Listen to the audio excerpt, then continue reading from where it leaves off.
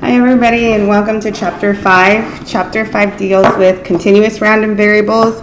Up to now we had been talking about discrete probability density functions, so now we're going to get into continuous. So 5.1 focuses on just introducing the continuous probability function.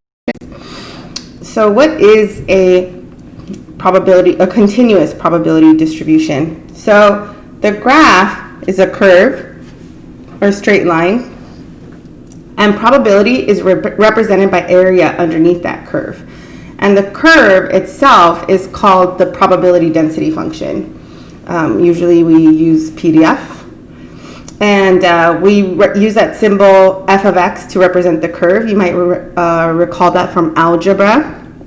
So f of x is the function that corresponds to the graph, and we use the density function f of x to draw the graph of the distribution. All right, so let's continue. So I talked about functions already. So we define that function f of x, the continuous probability density function, and the area between between the curve and x-axis is equal to a probability. The maximum probability is 1, so the maximum area is also 1. Okay, so just remember, for continuous probability distributions, probability equals area. It's very important. You'll see what I mean even more when we start doing examples. Okay, super fun example. So consider this function f of x equal to 1/20th. This is a constant number. So the graph of a constant number is just a straight line going this way, right? Horizontal. So consider this straight line, this function f of x, for x between 0 to 20. So the interval is from 0 to 20, including 0 and 20. So x is a real number, and the graph is a horizontal line. However, since x is between 0 and 20 inclusive, it's restricted to that portion between x and 20, between 0 and 20.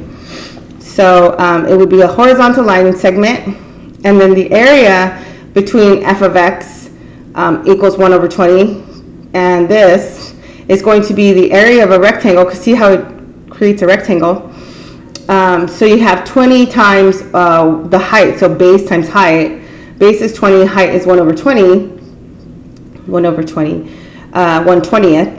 And when you multiply this together, you just get 1, which is what we would expect. Now, suppose you had the same deal, the same situation, but you wanted to find the area between f of x, which is this here, this whole line is f of x, and the x-axis where x is between 0 and 2. So here's x equals 0, here's x equals 2, here's the x-axis. So we're just trying to find the purple here.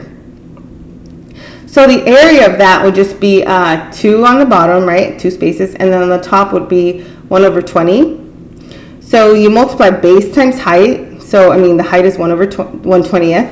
So 2 times 1/20th is equal to 0.1. And that's the area that corresponds to probability. So you could say here that the probability of x going between 0 and 2 is the same as saying x is less than 2 is equal to 0.1 or 1/10. Suppose you want to find the area between f of x is equal to 120 and the x-axis, where x is between 4 and 15. So what's the base of the rectangle here, and how do we find it? Well, since you know that it starts at 4 and it stops at 15, by subtracting we can tell how long this is, right? How long the base is. So 15 minus 4 will give me 11. And then of course the height remains the same, 1/20. So then to find the area is 11 times 1/20th, which is 0.55. So these are all uniform distributions, which are really nice.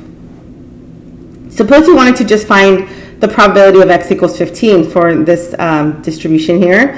So on this graph, x equals 15 is just a vertical line. So the vertical line has no width or 0 width. So the probability of x equaling exactly that is 0. Okay, so the probability of x less than or equal to x, or x less than x, for continuous distribution is called the CDF function, or cumulative distribution function. Notice that it's less than or equal to symbol.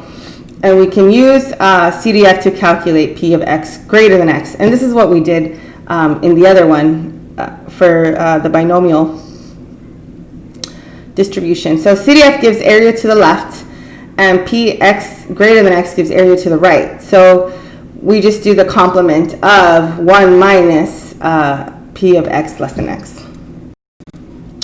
All right, so we see here, we said that.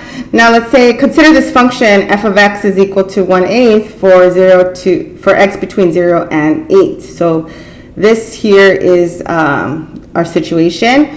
So we draw the graph of f of x, which is just a straight line, horizontal, at 1/8, okay? And then x is between, we want to find the probability of x between 2.5 and 7.5. So here's 2.5, here's 7.5, here's my rectangle. What's my base? It's 7.5 minus 2.5, that's the distance here, so that's just 5. And what's the height is 1/8. So 5 times 1/8 will give me 0.625.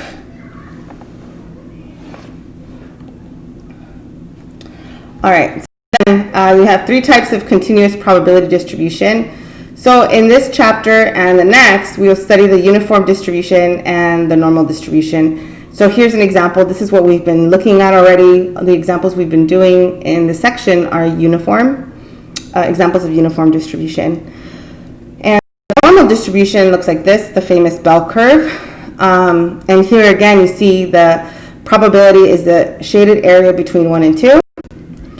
And then the exponential distribution, we're not really going to get into that. We don't have too much time, but I just wanted to show it to you guys. It's an exponential function, and here would be, again, the area underneath the curve. Okay, that's it for 5.1. I will see you guys on the next video.